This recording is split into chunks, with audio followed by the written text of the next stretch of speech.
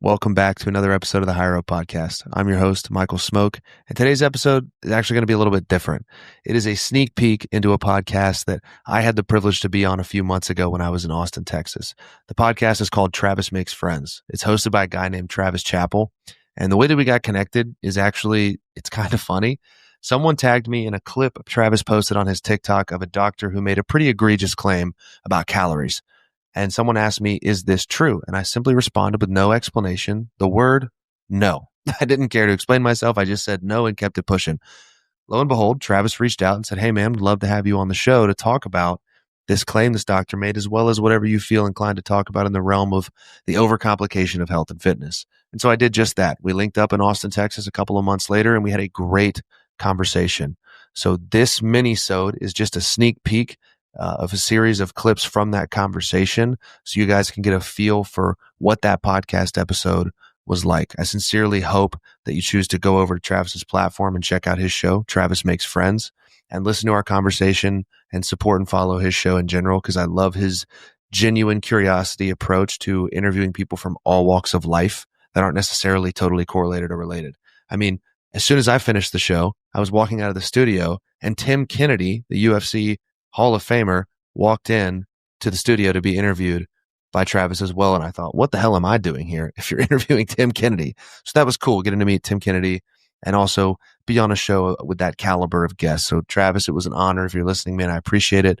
To you guys, sit back, relax, and enjoy this sneak peek of the episode from my time with Travis on Travis Makes Friends. I won't use the word calories because that word is idiotic. It's a unit of heat measurement. That's like saying how many degrees Fahrenheit are you eating today? When I hear these hot polarizing words, these things that evoke emotion, to say calories are idiotic, I generally see that as a red flag in an information source. Calories determine your body weight, macronutrients determine your body composition, micronutrients determine your performance. So to say calories are flat out wrong is just incorrect, and we have thousands of pieces of literature to contest that. That's why you can't just write off what somebody says when you hear something. It's just truth can be found everywhere.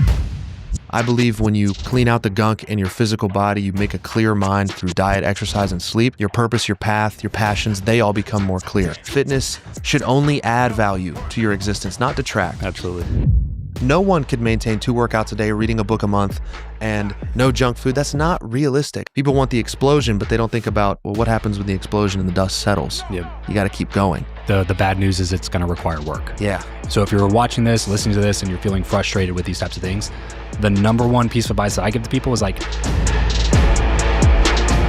what's going on, everybody? Welcome back to the Travis Makes Friends podcast. Today, I'm making friends with Michael Smoke. Michael, what's up, dude? Welcome to the show. Thank you for having me, man. This is an honor. I'm glad to be here. Yeah, of course. It was kind of one of the interesting ways that we got in touch and like became friends, which is pretty atypical, is that we posted a clip from a previous guest of the show, and it went crazy on a couple different platforms, especially even on like my Travis Makes Friends Instagram. It only hit, like, as of today, only has like 1,200 followers.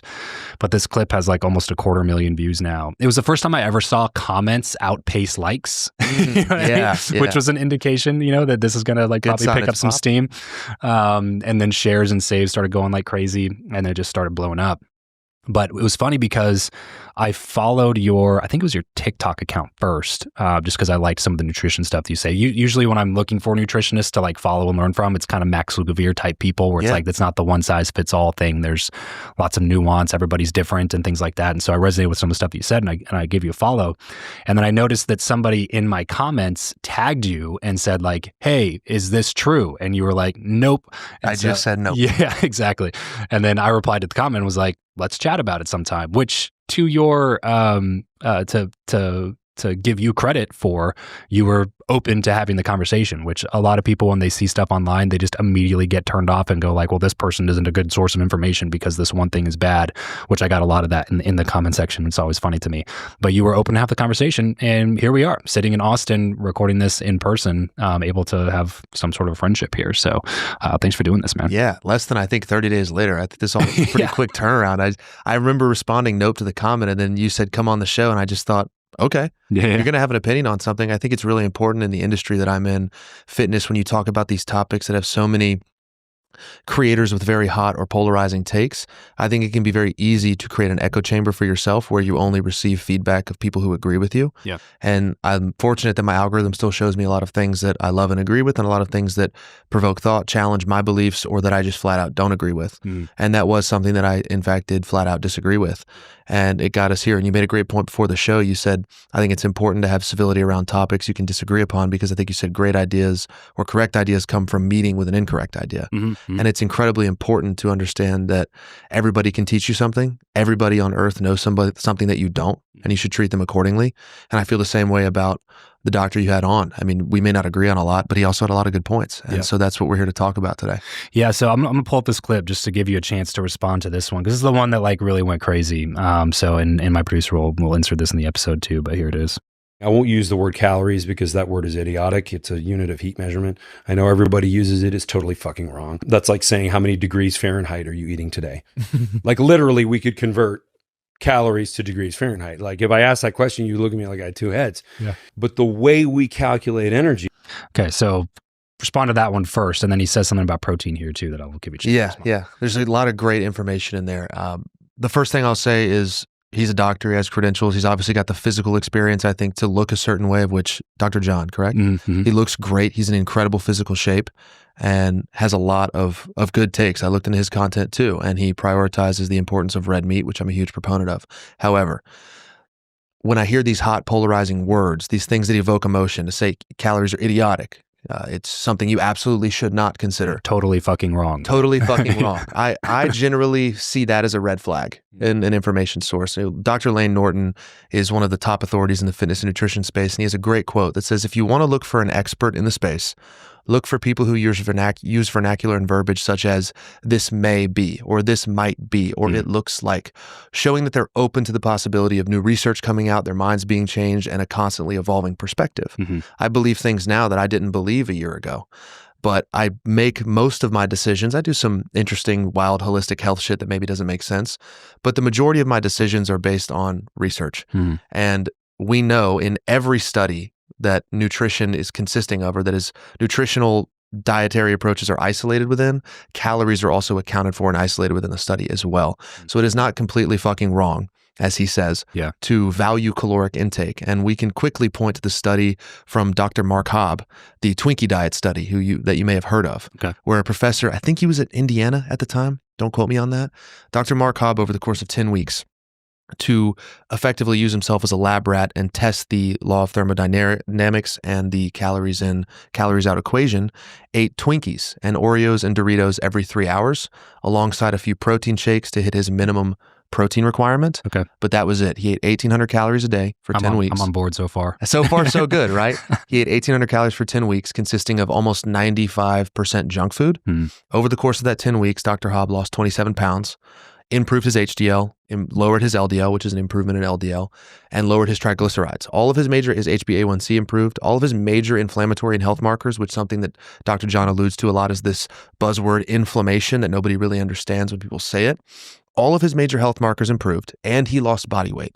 It's a great example, and there are thousands of others of peer-reviewed studies that calories in, calories out truly is the way in which we change our body weight. Now, would you feel like shit eating Twinkies, Oreos, and Doritos? I was just going to say that. I can't imagine what you'd wake up feeling 100%. Like every morning. Yeah. You'd be hungry, you'd be tired, you'd be lethargic, but you would lose body weight. Calories determine your body weight. Macronutrients determine your body composition. Micronutrients determine your performance. Let's say that one more time. Calories determine your body weight. Macronutrients determine your body composition. What is muscle? What is fat? Your lean tissue versus fat tissue. Micronutrients, your vitamins and minerals. That will determine how you feel and how you operate and how you really optimize things. So to say calories are flat out wrong is just incorrect. And we have thousands of pieces of literature to contest that. Yeah. And even if it, like my thing on this is that even if it were completely correct to say that, like from a, scientific standpoint, it's like, well, how are we going to measure it then?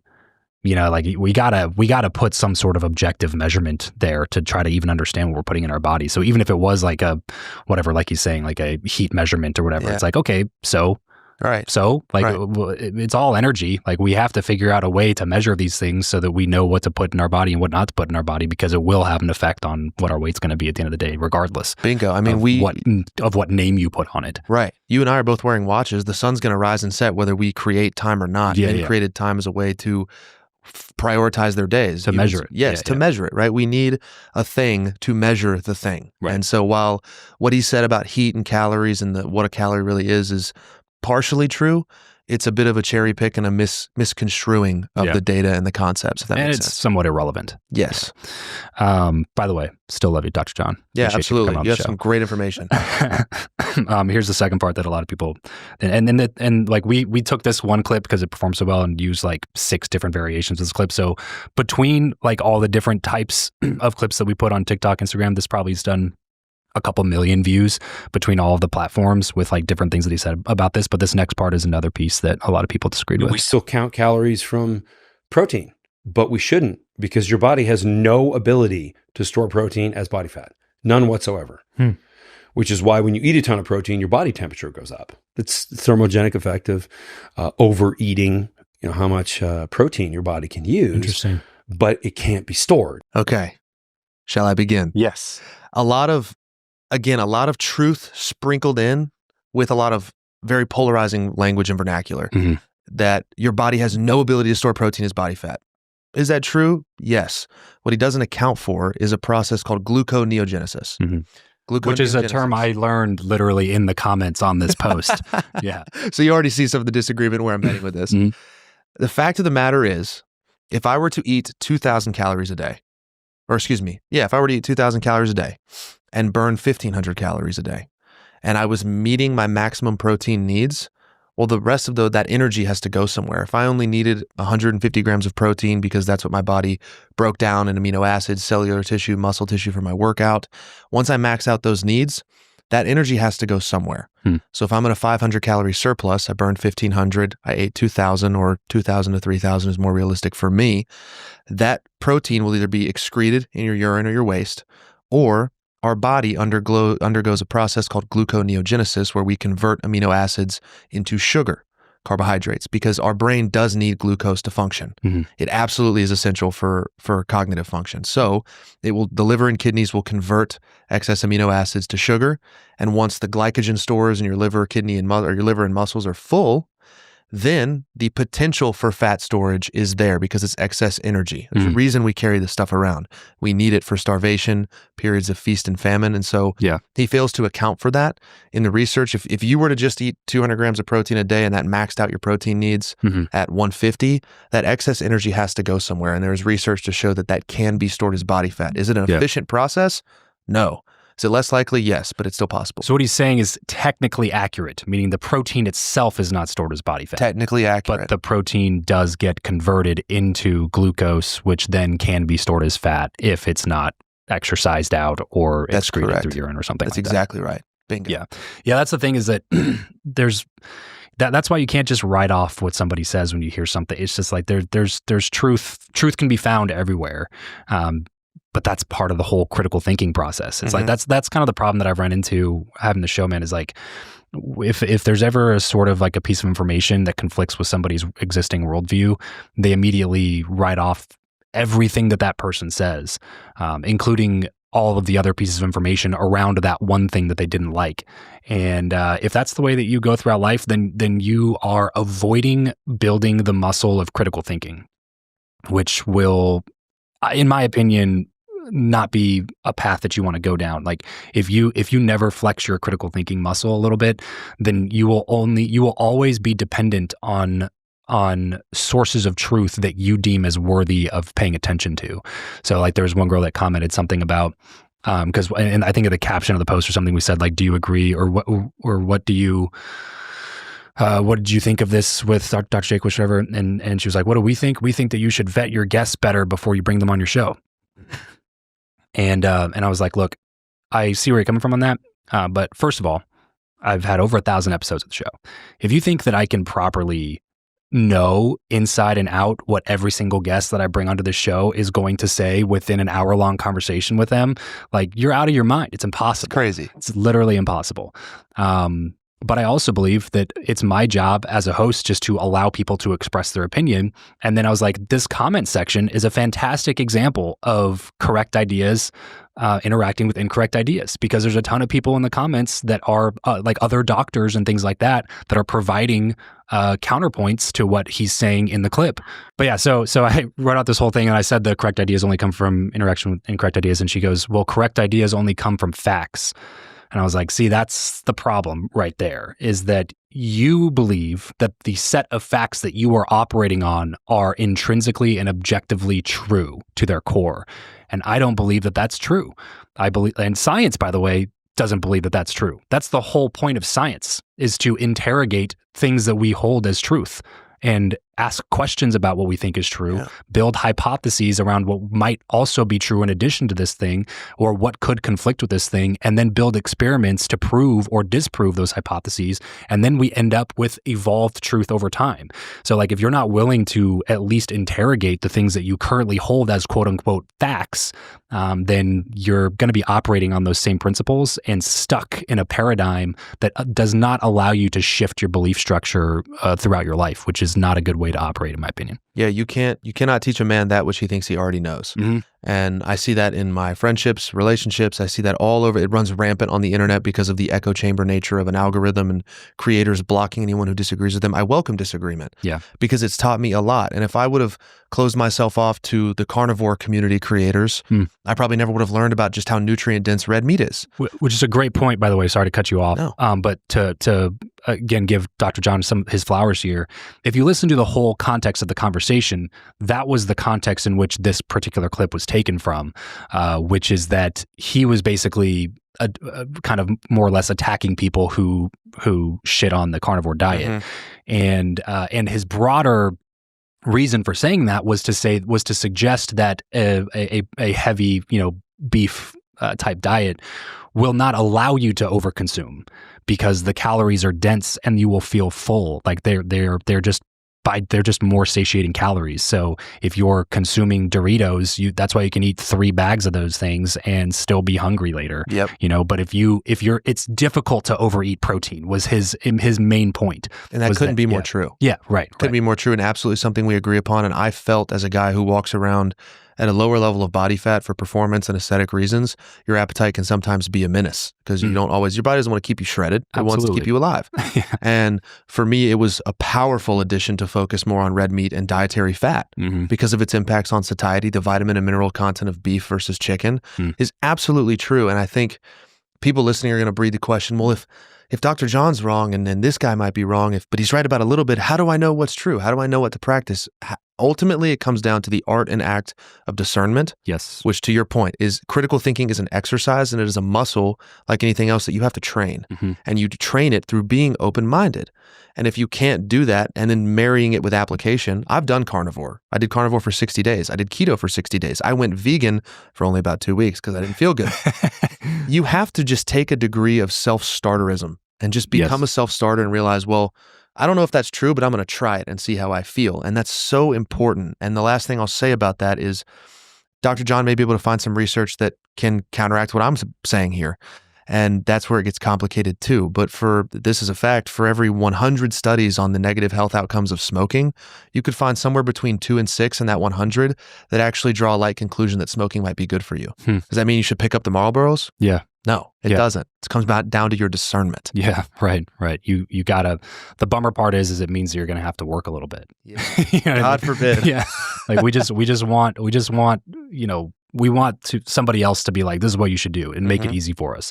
But the bottom line is none of this stuff is easy. It's all simple once you get down to it, but it's not easy because you're going to have to work through what's going to work for you and the profile that you have. What's up, HigherUp podcast listeners? As you can tell, I am not in my studio right now. I am in Costco, which is where I spend the majority of my hours as an adult with children. But anyway, I just want to say I appreciate you for checking out this preview of my conversation with Michael Smoke on my podcast, Travis Makes Friends. It means the world to me. Michael's a really smart dude. Obviously, if you follow this show, then you appreciate the value that he puts out into the world. And so we try to dive in a little bit deeper into our conversation, into, why he decided to pursue this fitness thing in the first place, how he found success professionally doing it. And then we had to debunk a few internet myths around health and nutrition along the way, which is funny enough. the way that we met, which you kind of heard here in this episode. So let me invite you now to go check out the rest of the full episode with Michael over on my podcast, Travis Makes Friends. You can search it on YouTube, or you can listen on any other audio platform that podcasts are available on. Maybe check out that episode, and there might be a couple other ones that you might be interested in. We got Randy Couture coming out soon. We got Tim Kennedy coming out soon. We have some other health and nutrition folks like Max Rugavere and Dave Asprey. Then we also have some comedians, and we also have some athletes, some authors, some psychologists, kind of all of the above. So if any of that sounds interesting to you, and you're curious about how to improve the quality of your life and your friendships, then go check out the Travis Makes Friends podcast. And I promise next time you hear me recording something, it probably won't be from a Costco. So anyway, appreciate you guys, and hopefully we'll be able to talk a little bit more soon.